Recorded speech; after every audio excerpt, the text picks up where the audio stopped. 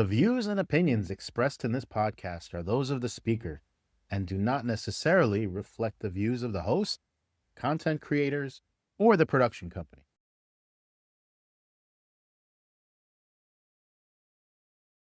Welcome to the Foundations of Freedom with Jerome Huyler. A strong, vigorous economy runs on a division of labor. While some produce the goods, others provide the services we, the people, need and want.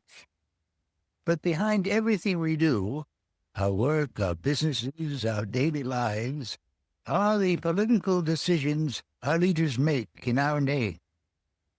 Since we elect the men and women who write the laws, they create the conditions in which we all prosper or perish. We all need to be fully informed political participants. The silent majority can no longer afford to remain silent. One of the most valuable services a free people require is the clarification of complex social, economic, and political ideas. Other media platforms offer biting commentary on the hot-button headlines of the day. This podcast service will explore the underlying causes of and the effective cures for what ails us. And this nation is ailing. Ultimately, to preserve the American dream, we will have to retrieve the principles that made that dream possible. But there are more pressing issues and concrete decisions to consider. So please stay tuned. Welcome once again to the Foundations of Freedom podcast with Jerome Huyler. Our topic today, the majority can no longer afford to remain silent. Jerome, what do you have to say on this topic? And I understand you are repeating what you said in earlier episodes. Is that right? Yes, it is. Labor Day, this past Labor Day, just a week ago, marked the beginning of the 2025 political season. It's not much of a season, except for in New York, where a bona fide socialist is likely to be the city's next mayor. I wish politics would be one of America's spectator sports.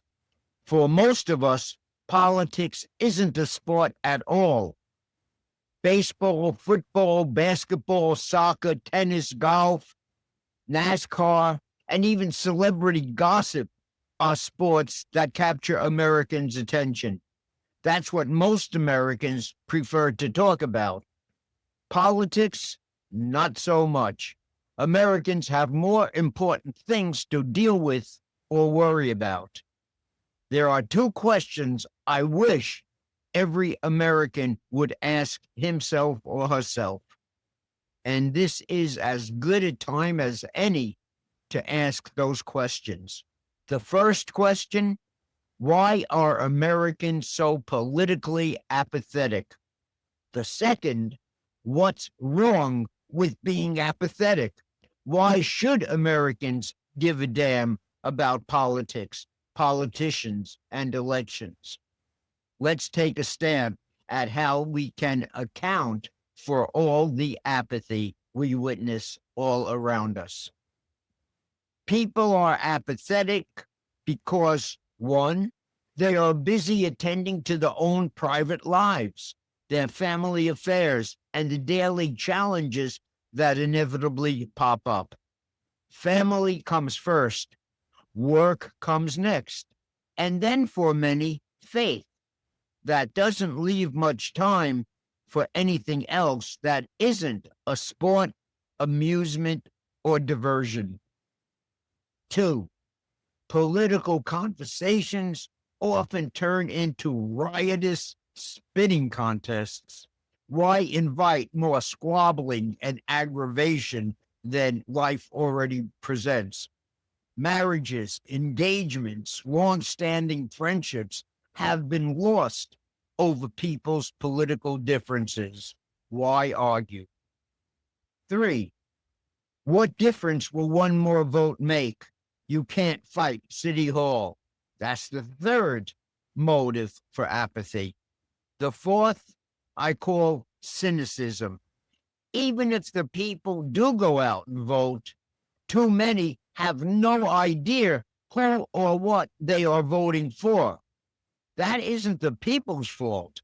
The politicians are only out for themselves. They tell people what they think they want to hear. They make promises they don't keep and don't intend to keep. And they lie whenever it seems expedient. So why engage in that process when it is so inauthentic and dishonest to begin with? That's politics, so people say. And there's a great deal of truth in that as well. So that's cynicism, being cynical about the political process. There's also the issue, number 5, of skepticism. The experts don't agree. You watch a TV debate, each side sounds equally persuasive, but they can't both be right because they're arguing from opposite sides of the political spectrum. How is the individual citizen supposed to know what's right and what's wrong if the experts don't agree? That is I call skepticism. And then there's the sixth motive, which I call pragmatism. What doesn't affect me shouldn't concern me. There are enough immediate practical problems that will require my attention. Politics is way far off the map. Selfishness, and this is particularly important. That's number 7. We are told we need to live for the greater good, for things that are bigger than our individualistic selves. We are told that being moral means sacrificing our private interests for the sake of the public good, the general welfare. We are called on to perform our civic duty as citizens. That's what it means to be moral, to be good. This last notion is particularly galling to me. People can leave politics alone. That doesn't mean that politics will leave them alone. To the contrary, politics impacts the lives of every man, woman, and child daily. It deprives Americans of the opportunity to live prosperously. And you don't believe me? Listen to this, which I've said many times in the past and will say in the future. Any family that is paying upwards of 50% in combined federal, state, local income taxes, property, payroll, sales, Social Security, estate, utility, and capital gains taxes is already half slave, half free. If there is an affordability crisis in this country, which so many commentators are noticing, it is owing to the sums of money that families must fork over to government in taxes. Every penny a government spends has to be financed. High taxes are the unavoidable result of wild, runaway public spending. No wonder Gerald Ford once warned, a government that is big enough to give you anything you want is big enough to take everything you have, quote unquote. That, by the way, is the title of my 2014 book, Everything You Have, The Case Against Welfare. It's on Amazon. Our leaders really represent the organized special interests who send lobbyists to Washington to plead for special favors and privileges. The people don't understand that they are left to pay the bill for all the corporate and social welfare that the politicians gleefully give out. So you are saying that people shouldn't get involved with politics solely because it's their civic duty or out of a sense of selfless sacrifice to society. I think rather you are saying that people should get engaged because it's the only way to save their own lives and to ensure their children and grandchildren will enjoy a bright future in this country. Yes, precisely, Vlad. Thanks for paying attention. That is the crucial point. It's their own self interest, their very survival that should persuade every individual to get engaged and enraged as what is of what at what is going on in this country, politically speaking. My message to America is to stop taking your blessings for granted.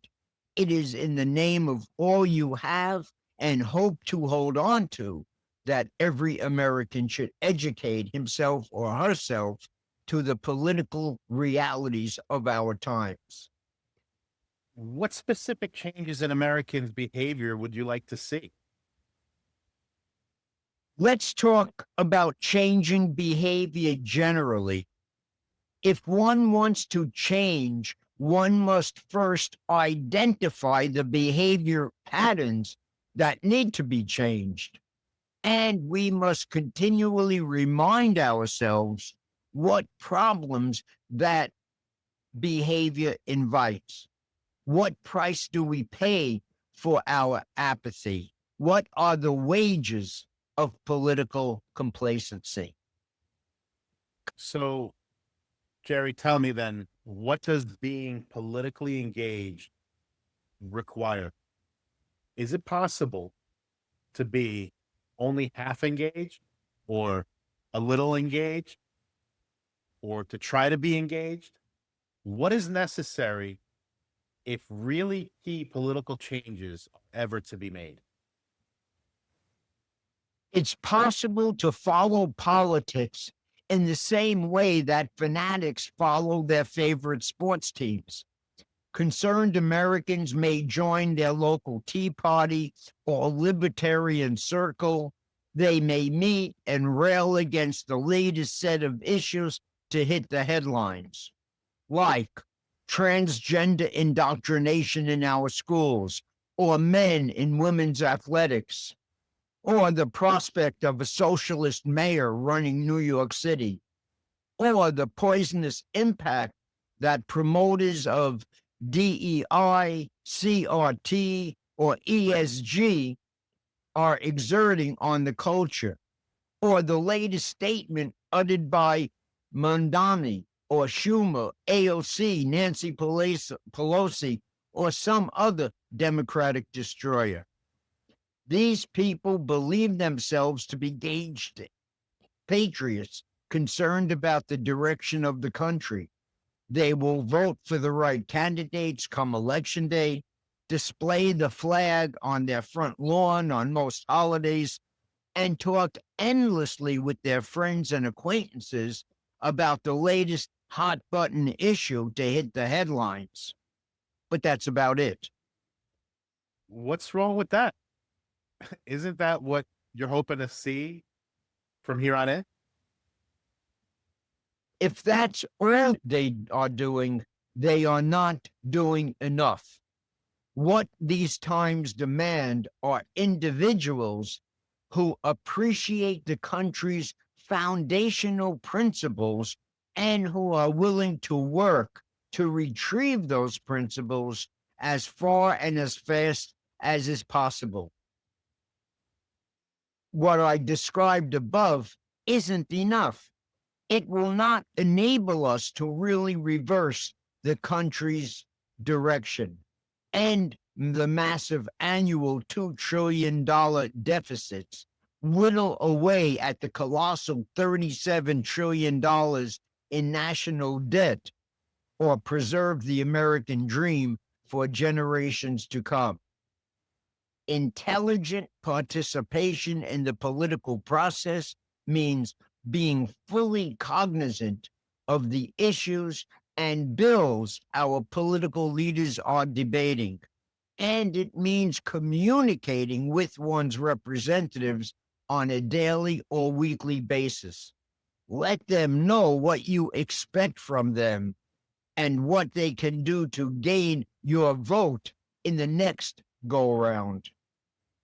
I once heard a congressman say that if he got 35 pieces of mail on a given bill that Congress is considering, he would take a much harder look at that piece of legislation. Just 35 pieces of mail from his constituents. Our representatives have to hear from hundreds, thousands of voters who are determined to achieve massive spending cuts in the coming years. So, what is the aim of the political awakening that you are hoping to inspire? Consider the pressure that will be placed on congressmen and senators to derail any proposed spending cuts. Politicians, after all, aren't accustomed to disappointing the lobbyists and organized interests they rely on for campaign endorsements and future fundraising campaigns.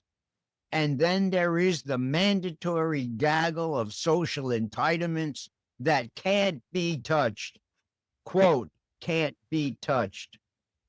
The country will not be saved until all the campaign contributions of all the lobbyists and organized interests in the world will not save a congressman's seat from a fully engaged, enraged voting public that demands an end to all political privileges purchased by so many economic interests. That is what steep spending cuts will require. And with the $37 trillion accumulated national debt, spending cuts have got to be considered first and only. But never mind the lobbyists and pressure group tactics the organized interests will bring to bear. Politicians also have down-home constituencies to please.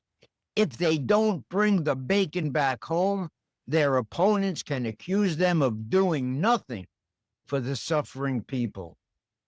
Just as important, the people will have to stop clamoring for their representatives to bring the bacon back home and keep funding local and state spending programs.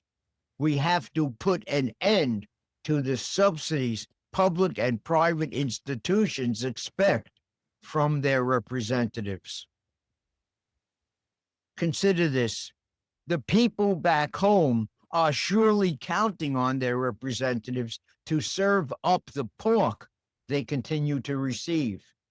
Little do those people realize that in order to line up congressional support for their subsidy, call it Subsidy A, their representatives will have to pledge their support for subsidies B through Z, and that the whole country will be taxed to the teeth to pay for the entire grab bag of goodies all these constituencies expect to get. Look, no one approves of wasteful public spending. Only what is one man's waste is another man's pork, bacon, earmark, member item, constituent service, protective tariff, farm or business subsidy, paid to play privilege, or too big to fail bailout. Donald Trump needs all the support he can get from the American people. The people can call, write, email, or even visit their representatives and tell them why they must support the Trump effort to end annual budget deficits and drastically cut government spending.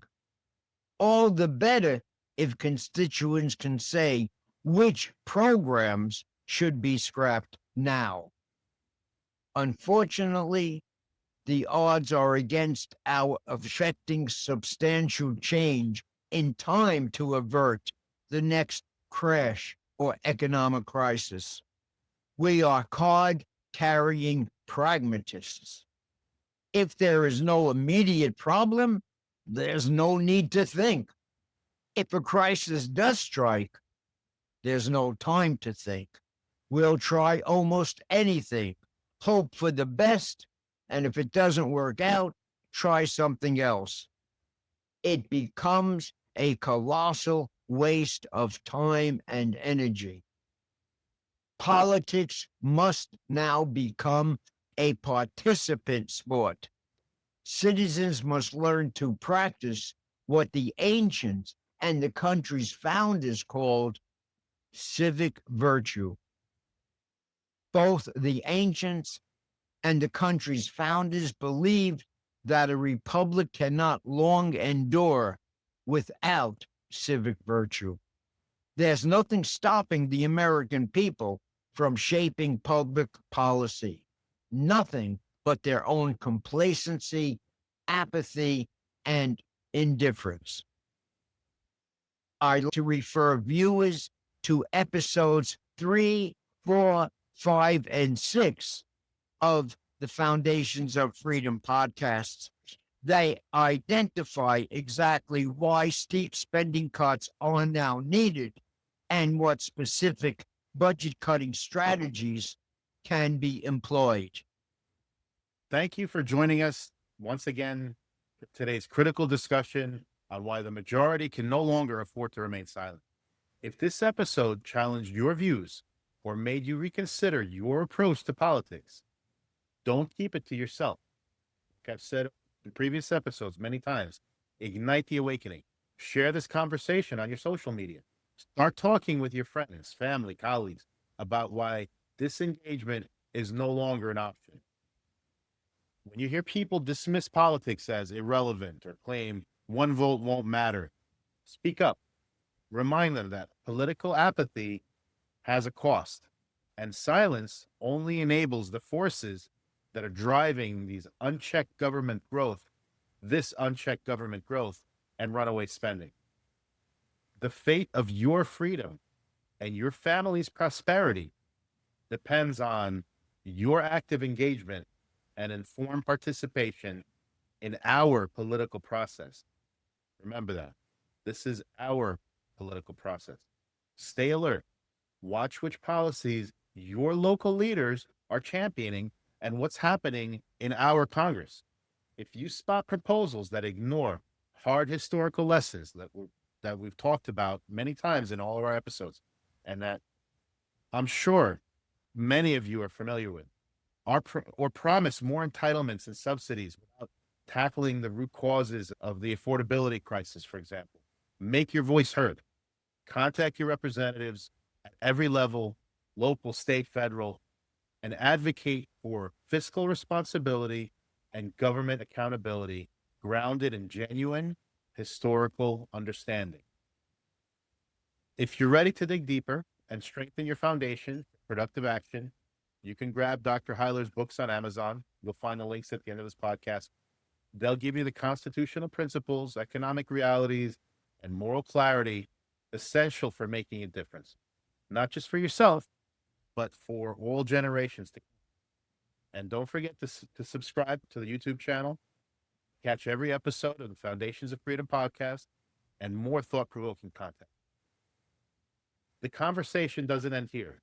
Each episode is a starting point for citizens like you committed to reclaiming self-government and safeguarding liberty by refusing to remain silent.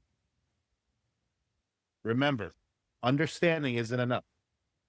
Now is the time for action. Speak out, get involved, share this podcast, make your demands known. Freedom's future depends on the majority's refusal to stand by in silence, because when silence reigns, freedom fades. Thanks. See you next time. Very well said, Vlad. Very well said. I endorse every proposition you just uttered. Ladies and gentlemen, again, from the bottom of my heart, thank you very much for tuning in to the Foundations of Freedom with Jerome Huyler. And please consider the theme of today's episode. The majority can no longer afford to remain silent. Your lives, the lives of your children, the prospects for your grandchildren, and their ability to live the American dream depends on your engagement with the political process. Thank you very much. Until next time, I am Jerome Huyler. Good day. Thanks, Jerry. See you on the next one. Very good, Vlad.